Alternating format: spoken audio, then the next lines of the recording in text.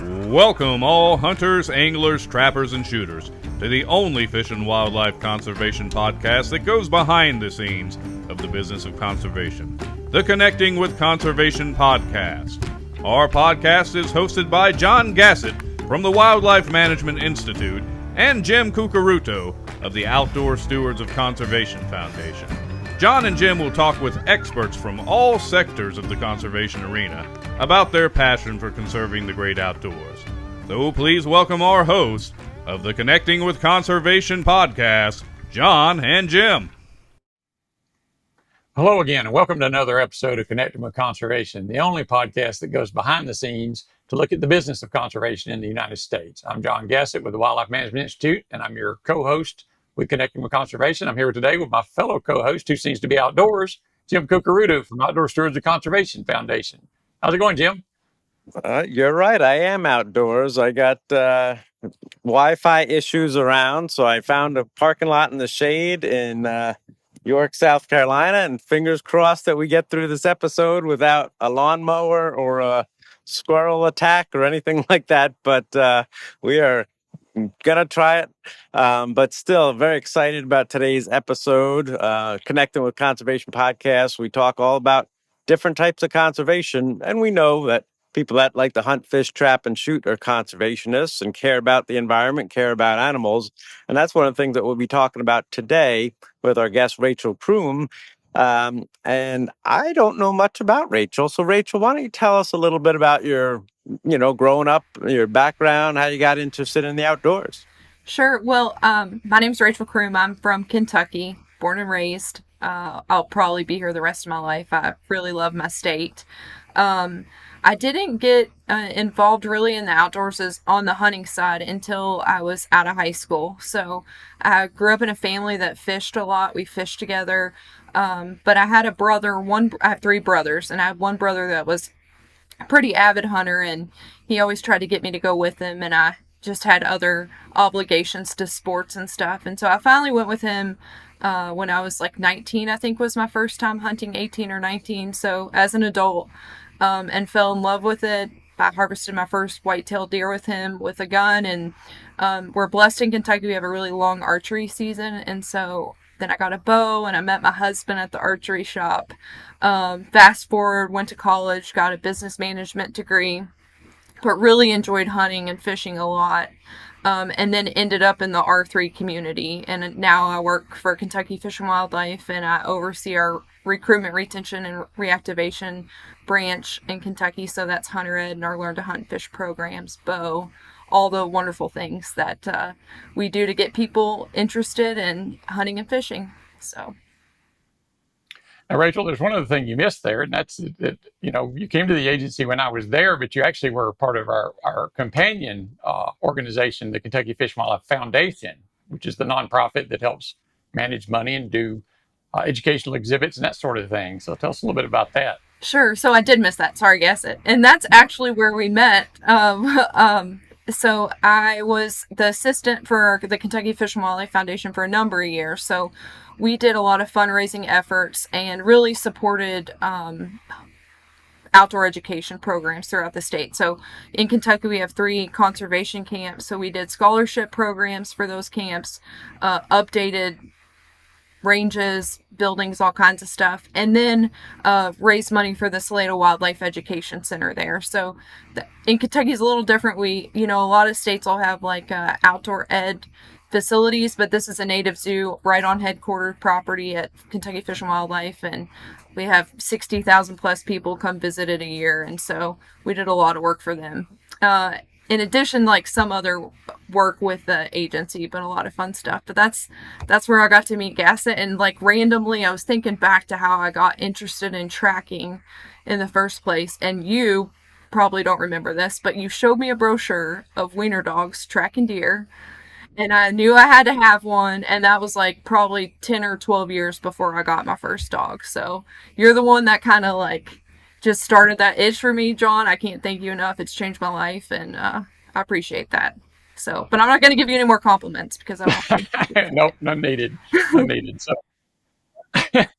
So an interesting story though. When I was the commissioner there, or earlier on in my career there, it was not legal to track deer with dogs in any circumstances, and we changed that during my tenure there to make it legal to track deer with dogs, wounded deer with dogs on a leash. And that's, I think it's been a game changer for a lot of folks because, while, you know, 99.9% of the hunters out there are ethical, they try to make clean shots and all that. Even a well-placed shot on a kill shot on an animal can be difficult to retrieve because they're strong and they're tough and they run, they get into thick cover, and having the nose of a dog to help you find that with that recovery is I think in many cases essential.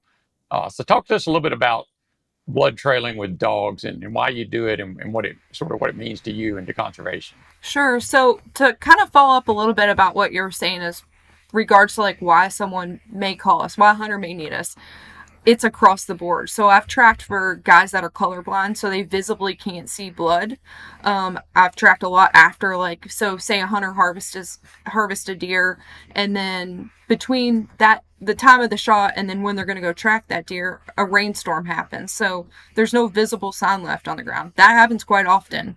Or for whatever reason, there's just not a good blood trail. A lot of that has to do with just the angle of the shot placement. So it might be like perfect shot placement, but just say the angle is higher than like the halfway mark, and the deer's just not leaving a lot of visible sign on the ground.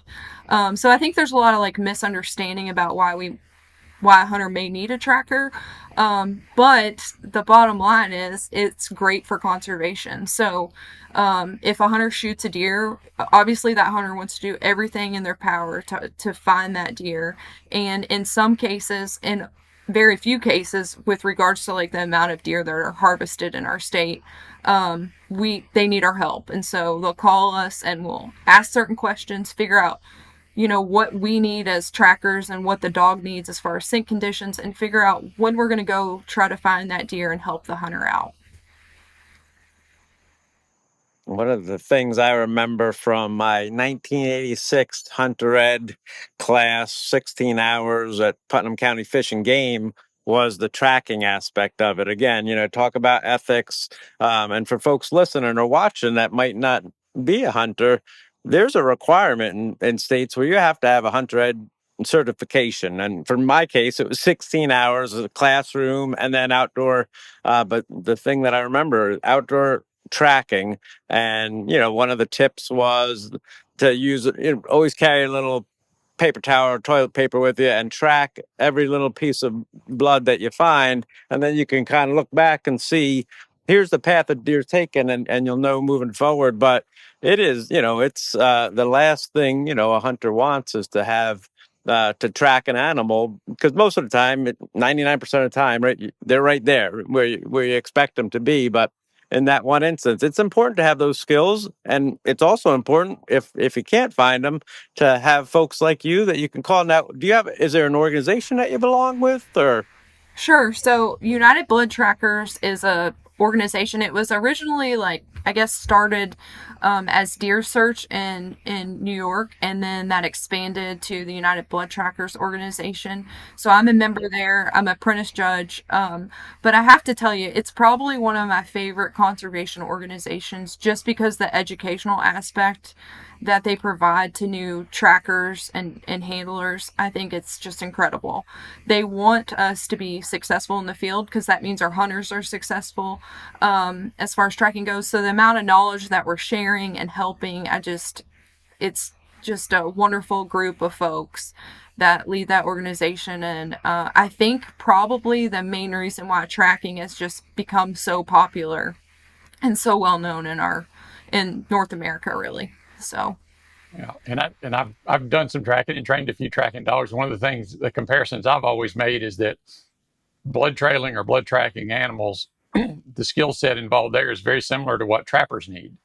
You can't get tunnel vision. You have to see the whole picture, and you have to be, contamination of the area is a huge issue as it is with trapping. So I think I always say they're some of the best naturalists that are, in the woods because they're not just focused on that one particular thing, the trail. It's what does the environment look like? What's the terrain look like? What's the weather doing? What's the humidity? There's all these factors you got to consider, to have a successful track, just like it is to set a successful trap. So tell us a little bit about the dog. I mean, really the interesting part here is man's best friend that does this work for us. We just train them and then let them lead us around. Tell us about what kind of dogs you use, because most people think of when they think of hunting dogs, they think great big muscular dogs that potentially could bring a deer down if they needed to, and that's not always the case. Sure. So Kentucky's an on-lead state, so I'm attached to my dog the whole time we're tracking. I run a 30-foot lead, 30 feet ahead. Wounded game recovery is what we call ourselves. But I have a bloodhound, which is what most people would expect when tracking. But my original dog is a wire-haired Dachshund, and my newest puppy is also a wire-haired Dachshund, which is not what hunters expect when I show up to track their deer. The gentleman that wrote like our tracking Bible, it's Tracking Dogs for Finding Wounded Deer is the name of the book. John Jennett, he was really interested in this breed and imported them back. And then with his wife, they kind of started breeding them together. And they're a fabulous tracking dog. Like really right off the bat, they want to hunt. And so you showed me that wiener dog brochure. I don't even remember what it was, but I just remember that was going to be my tracking dog when Scott, my husband, would say, okay, we can get another dog. And I even had her name picked out like 5 years before I got the first one.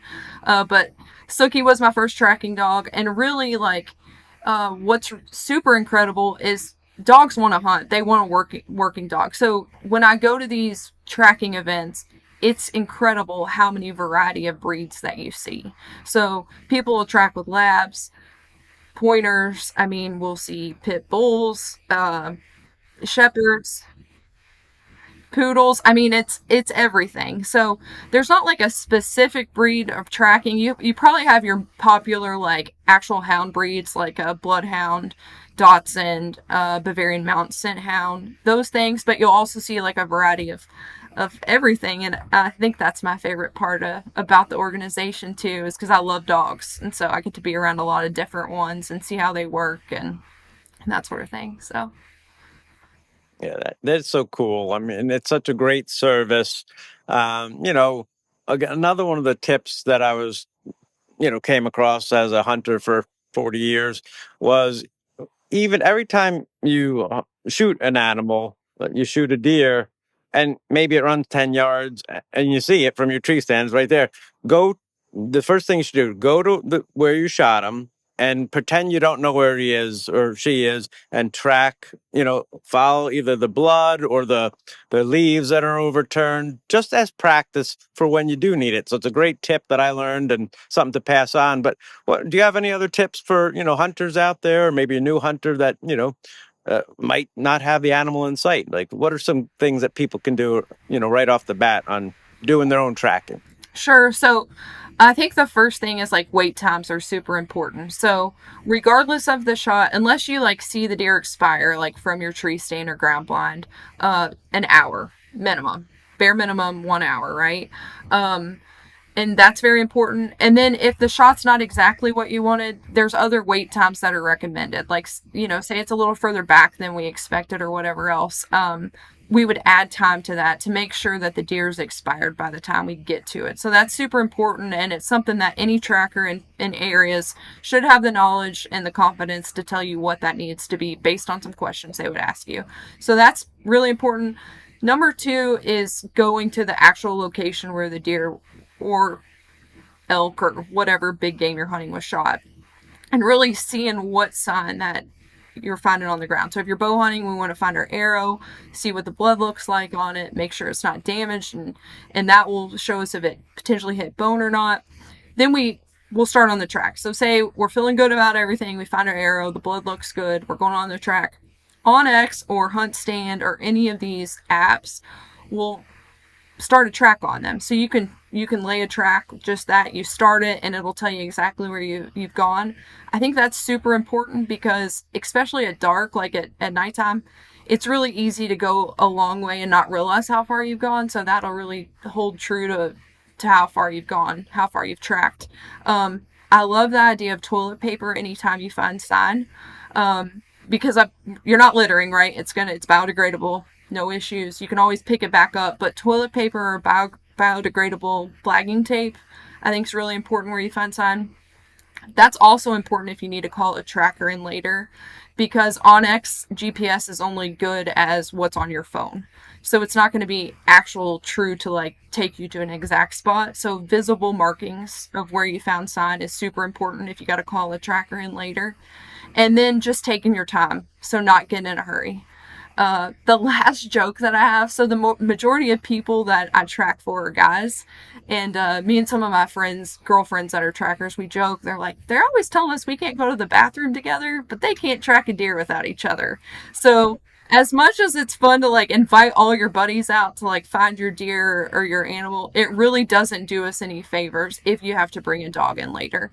So the fewer the people, the better. You're quieter. You're making less disturbance as far as the scent trail goes. So I would say like one or maybe two people, and that would be it. So, and then you can call your buddies in to help you drag it out once you find your deer. You got to call them. So, So I used to tell people, it's like, it's the equivalent of the walking around with your buddies and everything is like, it's like, it's like your dog sits down, like you sitting down to a nice steak dinner and there's a dumpster right next to you. The dog doesn't want to smell that. He wants to find the steak, but he's got all this interference because of all the contaminated scents around. So, but I've always found the three most difficult things for any hunter to do really is one is accurately find the spot where they shot the animal. It's tough to do. It's because you look at it from a stand and you get on the ground, it looks completely different. The last place where you saw the deer before it went out of sight can be even tougher. And the third one is, not setting a watch for that time interval you're talking about, because time flies when you're excited and you got to buck down and it's like, okay, I waited a half hour, I waited an hour, and you've really waited 5 minutes. It's like actually set your watch, set an alarm and wait the time, because, you know, 90% of the time, if you do that, the animal's going to be, you're not going to jump them out of a bed. They're going to be there. But if you don't wait that interval, and people just can't do it. That's the three things I found they can't do. And I've had times when I said, I know where the deer was at the last time I saw it, and I go to that spot, and the deer obviously wasn't there. It was 10 yards in front of it or behind it or whatever. It's just perception is tough like that sometimes, but it's important to find those benchmarks, because that, if you do have to track, you want to make sure you start on the right spot. So. exactly, and I think that's a big misconception. Tracking dogs aren't air scenting. Like, maybe they do in some aspects, like if they get in a scent pool or if the deer's close by, like down or something like that. But we're starting them on like a hoof print pretty much.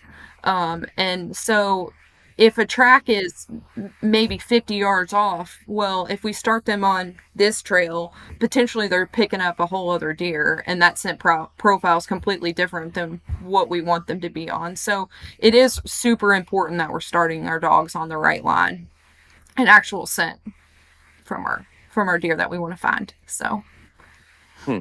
So, as you were talking about, you mentioned blood. There's different types of blood, right? There's different colors, and that can leave you a tip. The different color hair can leave a tip. So, and there's also, I think, some tools out there like flashlights. Or my dad's colorblind; he had a flashlight that helps. So, talk a little bit about some of the tools that are out there and some of the natural tips that you can help learn about how that shot was placed, I guess. Sure. So, one good tip that I have for like determining like the actual color of blood, because it'll always look dark on the ground once it dries, right? It's going to look like liver blood, even if it's like that bright red muscle blood. But your toilet paper will come in handy for that. So if you just wet that blood a little bit and rub your toilet paper on it, you'll actually be able to see if it's really dark like liver or something behind the diaphragm of the deer blood, or if we're talking about just lungs or potentially muscle blood, what that blood looks like. Dried blood is never going to tell you the truth, though, as far as the color goes, especially if it's on leaf litter or something else. You could just see how that color is not gonna look right. So that's a big tip.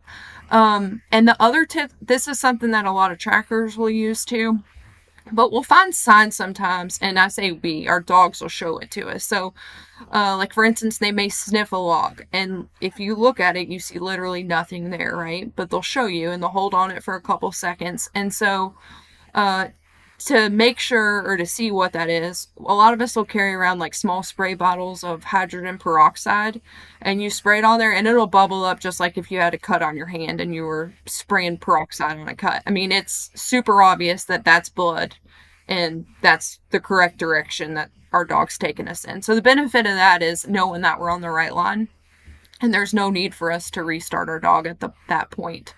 To that point, I'm going to maybe get off subject a little bit here, but we call ourselves blood trackers, and I think that's just because what we associate trailing with, but our dogs are also smelling a lot more than that. And so we're training our dogs typically on hoof scent, so interdigital scent in their front hooves. It's a gland there. Gassett can probably tell us a lot more about that as the deer biologist here, but it's pretty much stress scent is the best way I can describe it. So a deer gets shot, they're stressed out.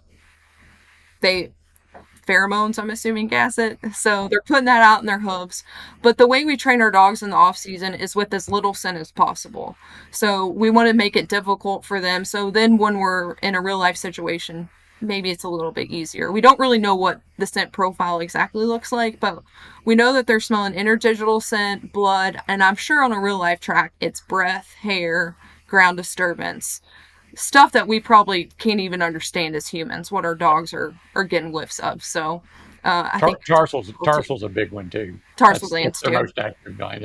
And I could, anybody cares to dig through it, I got a master's thesis on interdigital gland secretions and forehead gland secretions, and then the dissertation was on all the other glands. So yep, there's a ton of chemical information coming off of a deer. And you're right. Other deer can process it. We notice a fraction of it. Other deer can process it, but dogs do too. And they can tell the difference between a wounded deer or a fatal deer or a deer that's perfectly healthy and moving on. And they'll train well. They'll tend to ignore those and go after the one that smells right to them. Sure. So for young dogs, what we're trying to get them to the point of is like to choose that older scent over, oh, there might be a fresh deer right here. So it's them understanding that their reward is going to be, let's choose this older scent with this specific profile and find that one. And then we're going to have a really good time at a party at the end because you've done your job and done it really well. So it's really interesting. I mean, I think as a hunter, I ignored it for a long time or didn't recognize it, but just a doe stomping at you when she's busted you or anything else, it has to be scent profile they're putting in the ground to say, hey, it's not really safe here if something's fishy, or maybe the rest of y'all need to leave or whatever. Party's over. It definitely is. All their signposts, rubs, scrapes, alarm behavior. If you watch them when they see, if they're alarmed, a coyote comes in a field or a cat, house cats do the same thing. They'll flare their tarsal glands wide open, and they're distributing that scent to other deer. So yeah, there's definitely a lot of unvocalized communications amongst deer. But so getting back to something you said earlier about, because I had to call you on this, I believe it was last year.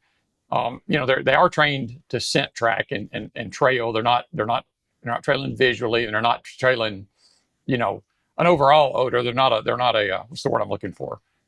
They're a tracker. They're a trail dog. They're trying to find where the animal walked or stepped or ran. But I called you with my Staffy. I was tracking one, and she's crossing a very well-defined blood trail, but she's crossing about 10 yards, across it, 5 yards on either side. And I said, well, she's winding it. And you're like, no, she's not winding it. I forgot what the term you used, but she's like bracketing the trail. So So tell us a little bit about that, because that was new to me, and I've been doing this for a long time. So I think it's like really interesting. So we make assumptions as humans, like when I lay a practice line down for my dogs, I'll mark it with orange tape and say we're just going straight line from A to B. But then the next day when I'm going to run that line with my dogs, I have no idea what the wind did to that scent, what other critters did to that scent in the woods, none of that. So a lot of times what a dog will do is they'll bracket it potentially, and a lot of it's breed specific. So maybe the scent's really fresh. So we're running that line when we have like the best scent conditions ever. So good scent conditions are going to be cool, calm, and damp. So that's going to provide our dogs the best ability to smell those three things put together.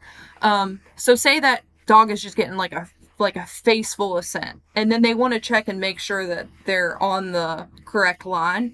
So sometimes they'll bracket it to make sure, okay, too much scent, okay, I'm off of it, back on. And then other times it'll be, well, maybe that scent line has drifted. So that's another key to think about, like while we're tracking too in the fall, is like with wind's really tough on us because it'll pull scent lines too, and so maybe our bloodline is here, but our actual scent line might be 20 yards based on what the wind did overnight downwind of that. So I think that's really interesting. It's stuff we get to learn from our dogs all the time, and blow our minds and realize Right. we're the dumb ones in the team. Yeah, Right.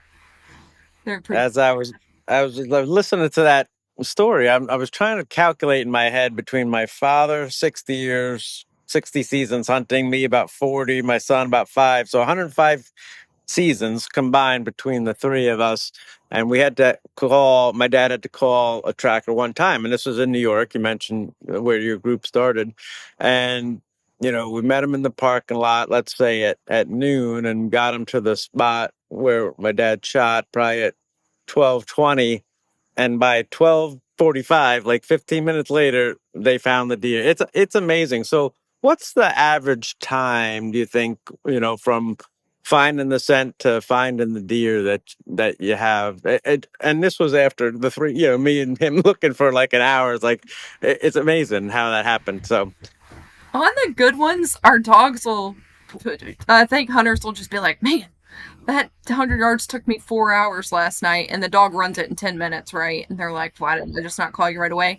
But it really varies. So typical recoveries, like when we recover a deer with a seasoned dog, is usually going to be less than an hour, but it just varies. Like, for instance, I had a track last year with the bloodhound, and it was really steep terrain, which thermals make everything tougher. It's why it's also really important that our dogs are on the line. And she's a younger dog, and she got to the top of this hill and smelled the dead deer down in the bottom. But then once we got down there, she was off the line and couldn't figure it out. And I really felt like the deer was dead. And so we spent a lot of extra time restarting her to keep her on the bloodline. And that took us like 3 hours, which it really, with a seasoned dog, should have taken an hour. But I would say, like, in general, we're going to spend the majority of our time and effort on deer that we don't recover, that are healthy and going to be fine, just to ensure that we're not leaving a dead deer in the woods for our hunters. Yeah. But typically on recoveries, it's an hour-ish, I would think, or less, something like that. And that's a good point. We started off the show talking about, even, good kill shots on animals. The animal still has the capacity to run and can get into cover and be difficult to find. But, most hunters are ethical. They make ethical shots. They try to make ethical shots. But we also have a duty. Once you pull that trigger, you're not done. You can't walk away just because it's hard or you can't find it. You got to go and you got to do everything you can to do it. So I think this is it's certainly a viable option. That's the reason we made it law here in Kentucky, and a lot of other states have now too. It's an option to make sure that you try every method possible to retrieve, your game. And most hunters want to do that. So what does it cost if I wanted to hire you to come track a deer for me? So every tracking team is different. Some people do this as a business. For me personally, it's a hobby. So I'm waiting for my phone to ring so I can run my dogs. I don't charge. I ask hunters to cover my gas and tip if they're able. But every tracking team is different, and it's really up to you to just work that out with the tracker in your area beforehand. So some people are doing this to feed their families, and others are doing it because they're insane and just want to watch their dogs work. I think all of us have that, but you know what I mean. So, well, it's certainly, I think, not just a viable option, but almost, you check the boxes. Okay, it's not where I shot it. I didn't recover it immediately. I can't pick up any good sign that looks like I'm going to make an immediate recovery. Rather than spending 4 hours tramping around the woods with 6 of your buddies, maybe think about backing out, calling a tracker, bringing them in, and recovering your deer a lot more efficiently. Sure. And the other thing is, too, we don't want to come out if we're not needed either, Gassett. So most trackers are going to have a list of questions that we're going to ask the hunter.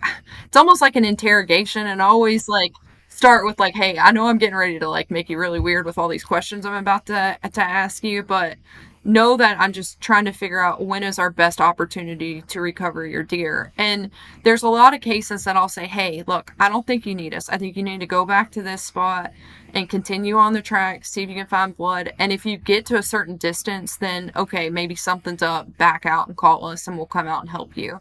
So we definitely, it's never a waste of time. We want to work our dogs, but we also don't want to come when we're not needed too. So, and there's some cases of that, or new hunters just asking for advice, and every tracker I know would be happy to talk to them and give them advice over the phone on what they think they need to do to recover their deer. Yeah. So, and like a lot of, actual organized sports, this is one of those situations where, I was going to say, well, how long does it take to train a dog to track? Well, I mean, you can get one started, but really it's a lifelong process for the dog and the tracker.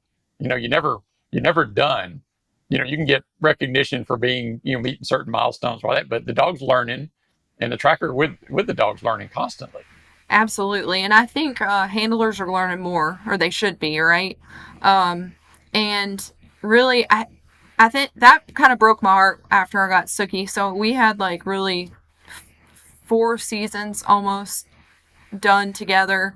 And I would think after that time, you're like running a seasoned dog. Like you should know each other. You should know what's going on. But it takes that long to really learn a dog, them to learn you, them to know their job, not take hot sun, all that stuff. And she got injured pretty early. She had a back injury and had to have surgery. And so, but really, I would think after 3 or 4 seasons, you guys should be a well-oiled machine, something like that. If you're taking enough tracks this season and practicing in the off season and that sort of thing. But then I think it continues to get better for a tracker, and then your dog breaks your heart because they get too old and can't track anymore, and you start the cycle over. But there's no question that every tracker I know loves their dog. There's some kind of crazy special bond that we have working our dogs as much as we do. So. Yeah, that's great. Well, I appreciate you coming on. I don't know if John's got any more questions, but if not, I guess just let us know 2 things. One, if you're interested in getting started tracking, where's a good spot to go?